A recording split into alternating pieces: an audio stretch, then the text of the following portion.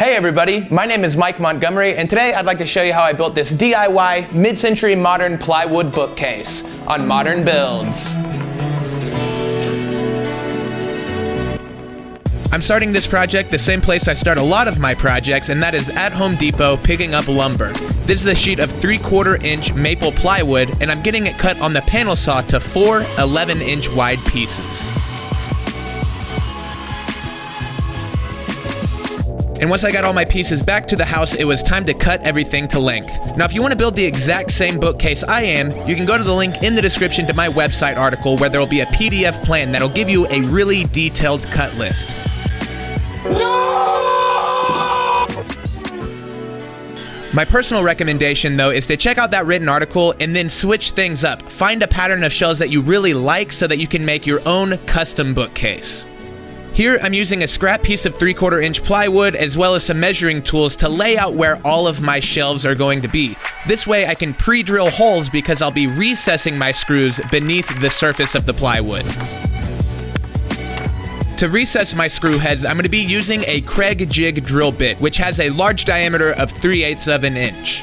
But because it's got a fine brad point, it also pre-drills for the screw.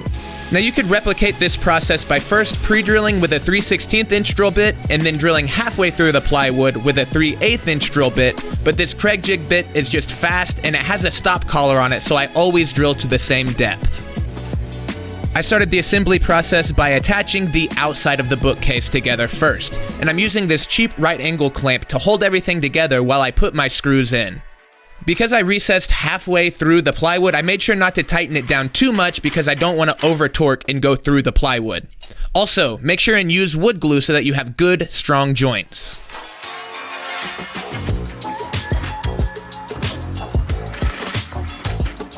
What I love about this bookcase is how customizable it is. All of these inner shelves attach the exact same way the outside shelves do, but you can configure them in any way you want.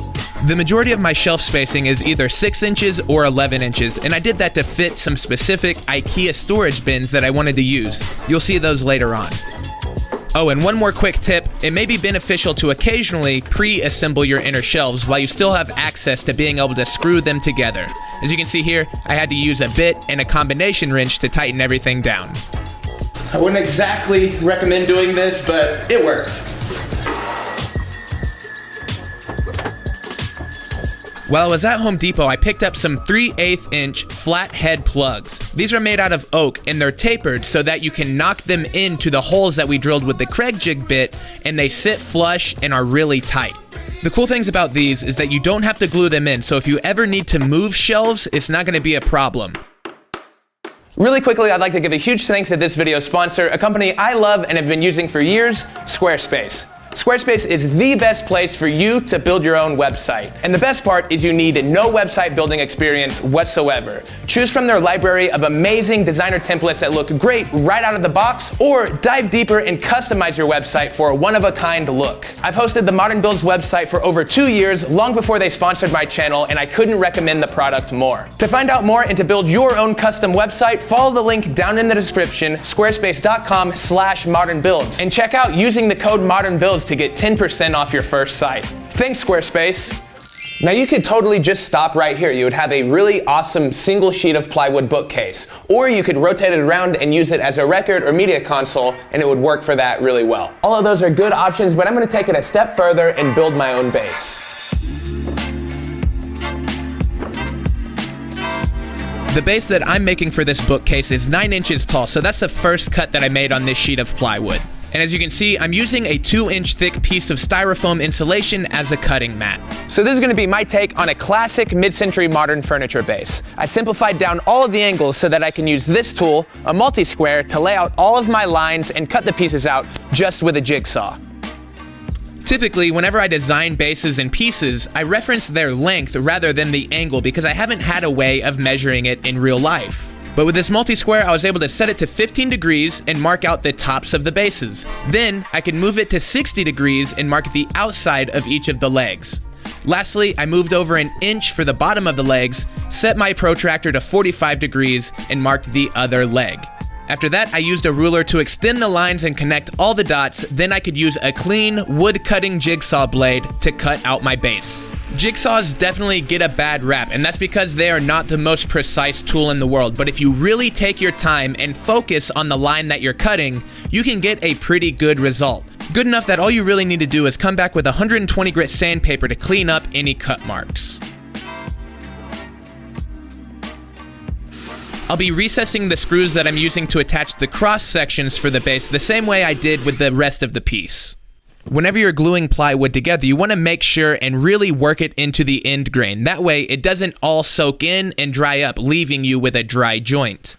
And when you come back with screws, like I mentioned earlier, make sure not to over-tighten. The screws are really just there to hold everything in place until the glue dries.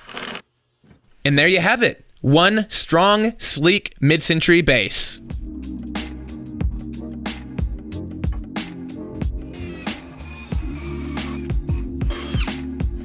I'm really excited about how simple but nice this base is. It looks great at just about any height and is still really strong.